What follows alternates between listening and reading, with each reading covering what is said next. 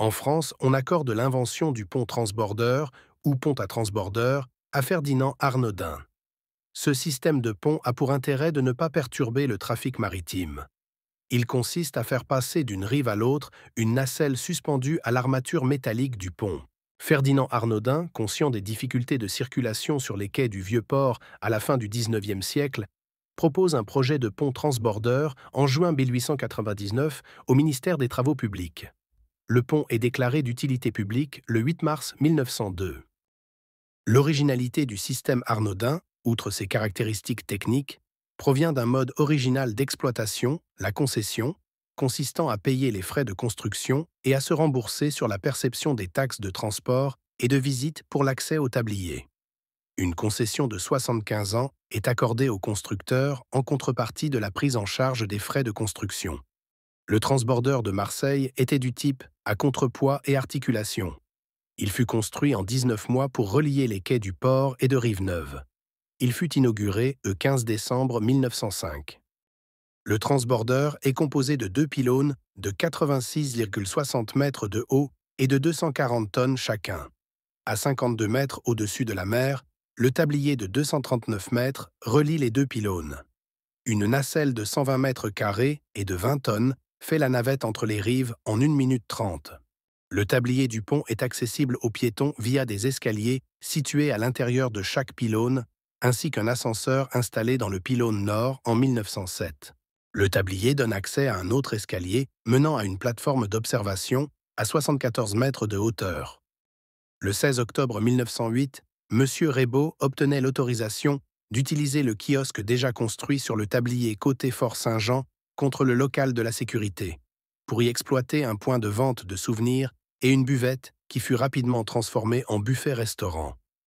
Sur 120 mètres carrés de surface, y compris la terrasse, cet établissement pouvait servir plusieurs dizaines de couverts. Dans les années 1930, le pont transbordeur ne servait plus que de décor, faute de moyens pour assurer son entretien. Le 22 août 1944, l'armée allemande fait sauter le pont pour obstruer le port lors de la bataille de Marseille. Mais seul le pylône nord s'abat dans les eaux. Le reste s'écroule le 1er septembre 1945 à la suite de la mise à feu de 400 kg d'explosifs. Les visites du pont transbordeur. Outre l'utilité des passages payants, le pont transbordeur est une attraction populaire souvent appelée la Tour Eiffel de Marseille. On se presse pour effectuer l'ascension jusqu'à la plateforme ou au belvédère. Et bien sûr, il est de bon ton d'acheter des cartes postales. Dès le début de 1906, les cartes vendues se distinguent par l'apposition d'un cachet avec date mentionnant « Souvenir d'une ascension au pont transbordeur de Marseille ». Les vignettes souvenirs. Dans le courant de l'année 1906, le cachet daté circulaire est remplacé par un cachet ovale qui accompagne une vignette souvenir également datée. Ces vignettes seront utilisées pendant près d'une dizaine d'années. Vignettes non datées. Vignette 1906. Vignette 1907. Vignette 1908. Vignette 1908, manuscrite. Vignette 1909. Vignette 1910. Vignette 1911. Vignette 1912. Vignette 1912, manuscrite. Vignette 1913, manuscrite. Vignette 1916. Les vignettes montrant le pont transbordeur. Ah, quel bonheur sur le pont transbordeur où le vent souffle en venant des îles. Quand il fait chaud, on est bien mieux là-haut que dans toutes les rues de la ville. Et puis aussi, on peut le dire entre nous, c'est un endroit où les protadous peuvent sans peur s'aimer à la hauteur qu'on est bien sur le pont transbordeur.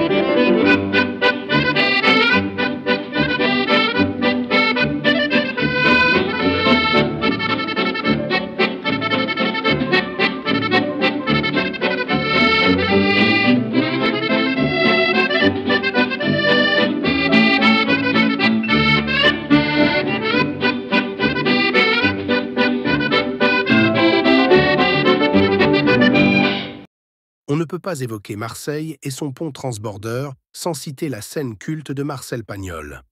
Et alors, il n'y a plus de gens qui ont besoin de traverser le port, dites? C'est le pont transbordeur qui me fait du tort.